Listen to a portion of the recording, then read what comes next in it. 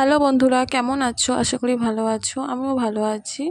সোনামণি ব্লগে নতুন একটা ভিডিওয়ে তোমাদেরকে অনেক স্বাগত এবং শেষ পর্যন্ত দেখা অনুরোধ রইল। হ্যাঁ, টিচার্স ডের দিন আমার ছোটো ছোটো স্টুডেন্টরা আমাকে কিছু গিফট দিয়েছে।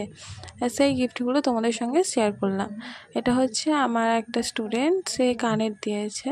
তাই যেহেতু আমি কানের পরতে ভালোবাসি, তাই সেই ক্ষেত্রে বলছে দিদি তুমি কানের পরো, তাই তো কানেরটা দিয়েছে। আর এটা হচ্ছে আমার একটা পুচকু স্টুডেন্ট, তা ও পেনদান দিয়েছে, আরও অনেকে পেন দিয়েছে।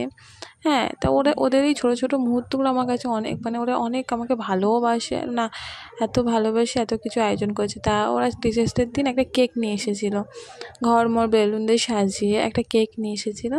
তা বলছে দিদি তুমি কাটবে। তাই আমি বলছি না, তোর এত কিছু কেক হতো, যেহেতু ছোটো ছোটো মানুষ, হ্যাঁ কোথায় পাবে, ওরা করবে। তারপর বলছে না তুমি তোমাকে আর থাকতে হবে। এবার আমি থাকতে তাকে কেক নিয়ে এসছে আমার ঘর, তা কেকটা আমি ওদের সঙ্গে শেয়ার করলাম কেটে।